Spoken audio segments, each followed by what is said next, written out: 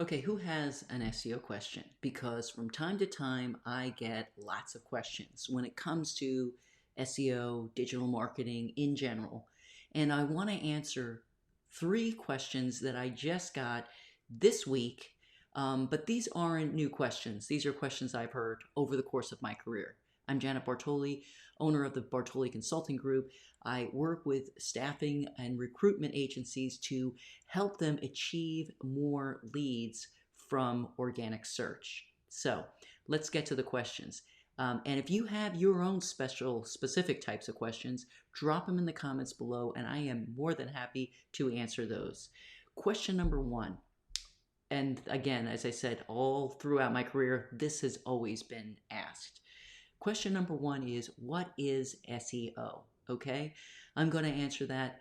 And this was actually a question from a CEO of a fairly mid-sized, pretty large IT staffing firm, which she asked, what is SEO? She had no idea. So to that, I explained to her, SEO is search engine optimization, is what SEO stands for. Its inherent purpose is to add value by providing information relevant to people's searches in the search engines, whether it's Google, Bing, what have you. This search engine optimization and providing relevant information is not only limited to a traditional search engine like Google or Bing, but search engine optimization can also be applied to any other platform with an algorithm. For example, we can apply it to the App Store. Okay, there's App Store optimization. We can apply it to Amazon. We can apply it to LinkedIn, has its own algorithm. We can optimize LinkedIn profiles from an organic perspective. We can apply SEO to TikTok. We can apply SEO to YouTube. So there's many places that we can apply search engine optimization to. The most important thing is that we're not trying to manipulate search engines. We're not trying to trick humans. That is absolutely what SEO is not. What it is a legitimate digital marketing initiative that, when done strategically and when done correctly, you will see tremendous amount of sales and leads and revenue gains coming from search engine optimization efforts. So that is what SEO is. In terms of the different things you track from a key performance indicators perspective, there are certain things we do track. One of those things is not keywords and keyword rankings. And there's many different reasons why. I won't get into it in this answer, but I'm going to provide you those things that you should be tracking. Number one, traffic. You should look at a minimum on a monthly basis, the amount of traffic that's coming into the website from where? From Google, from maybe it is a podcast that you have. Maybe you've done a webinar and you're seeing a lot of direct traffic coming in that way. Maybe it's from email marketing efforts.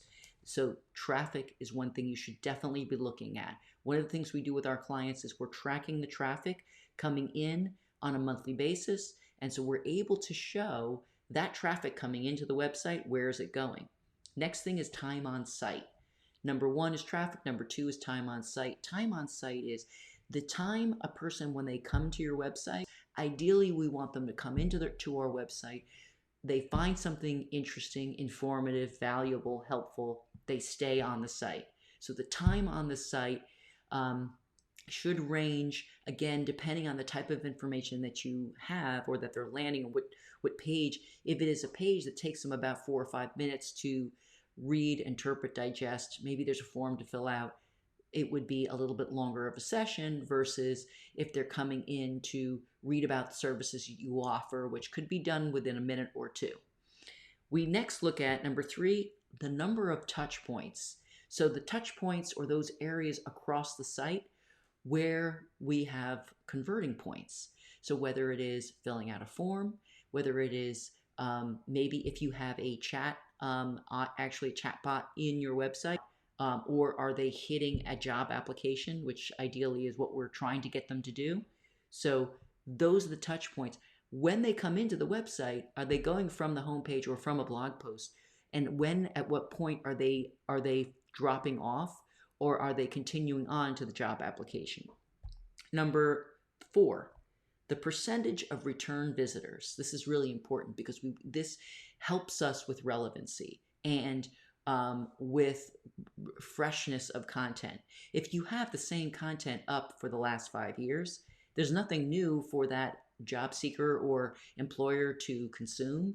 You're not helping them. You're not providing current information. You're also not helping the search engines, because the search engines are genuinely looking for relevant recent content.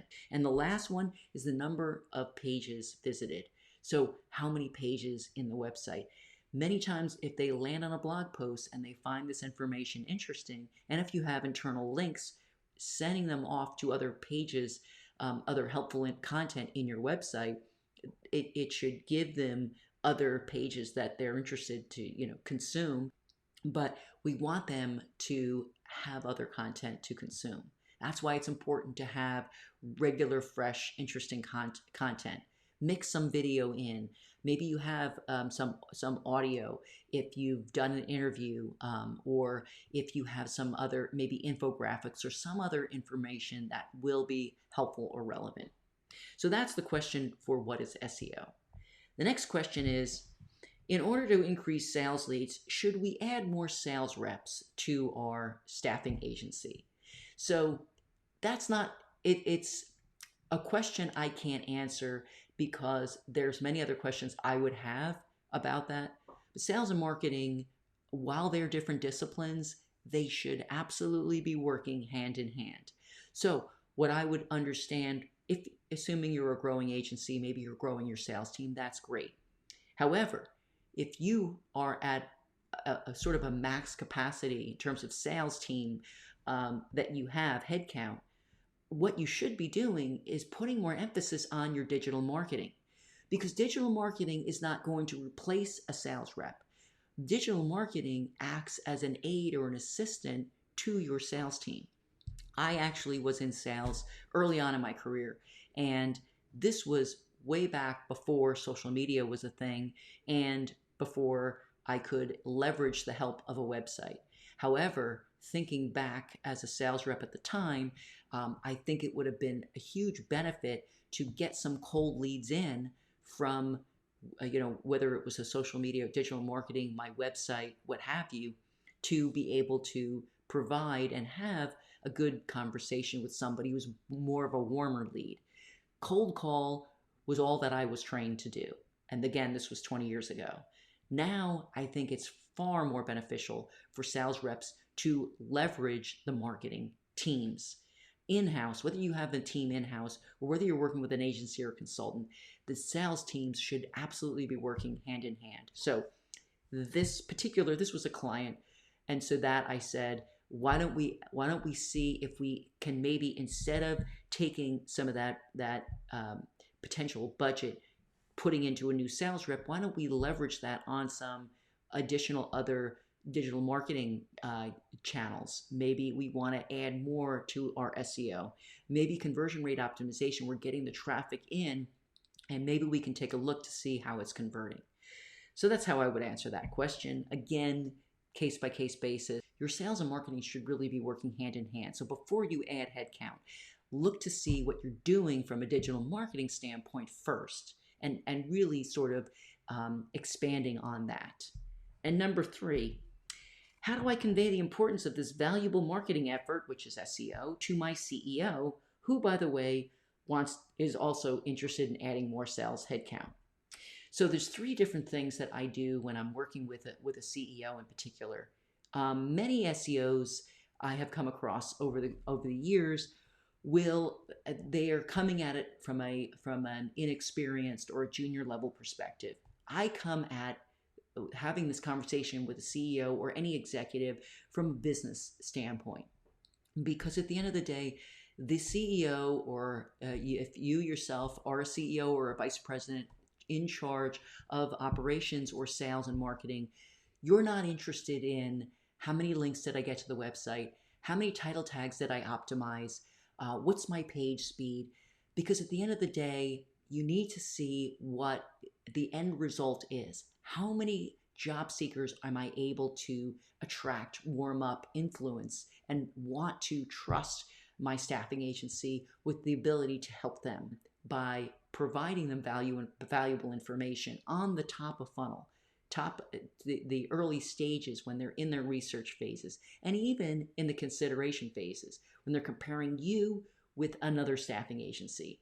All this can be done through really helpful, valuable content, which cannot be, I can't emphasize enough the tremendous amount of value you're going to get out of this, what I call evergreen content, this content that does not go, it's not trendy. It is valuable and helpful to a job seeker or to an employer, no matter what time of the year or what year we're talking about. So there's three different things that I would share with that CEO. Number one, I want to share a side-by-side competitive analysis. So what I'm going to do is, if we're talking location specific, within a 50-mile radius, what are the other staffing agencies doing from a digital marketing standpoint? So high level, are they engaging in any search engine optimization? Do they have any paid search? What are they doing from a social media standpoint? How does the video, are they doing any video marketing in any way, shape, or form?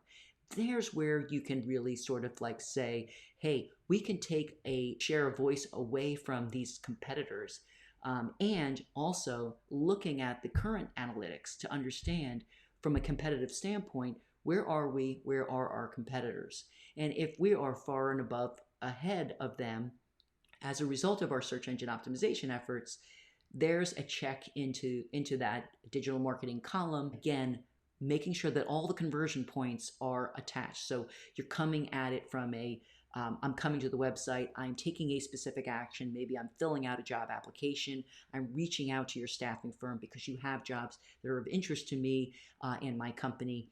Those are the things that we want to show our CEO. Number two, year-over-year conversion rate. And this is extremely important, and it ties into what I'm going to talk about in number three, which is when you have your applicant tracking system living on your website, your domain, meaning if my domain is example.com, or if I'm using my applicant tracking system as a subdomain, meaning it is jobs.mysite.com, there's a way that I have control over those conversion points. In analytics, I can track all of the visitors that are coming in from Google, that are coming into my website, that are then going to a specific job application, filling out the job application and submitting. Okay, now it's going to the sales team, and it's going to maybe your the IT coordinator or the healthcare coordinator, or whatever your niche, your staffing niche is. They're then evaluating and then determining what of these number of job applicants are we able to place into certain positions. That's the actual conversion rate that we want to be able to measure. I have a client whose applicant tracking system is a third party. It is not on their domain, so we're unable to track it all the way through. Despite my best efforts into working with this ATS company, there's this inability to add Google Analytics into it because it's a third party. So by understanding side-by-side competitive analysis, showing year-over-year conversion rate and growth over time, and number three, measuring the applicant tracking system, the conversions that we're getting from organic search. So hopefully you found these questions and answers helpful to your staffing and recruiting efforts. If you have any specific questions of your own that you would like me to answer, drop them in the comments below, and I will be more than happy to answer those.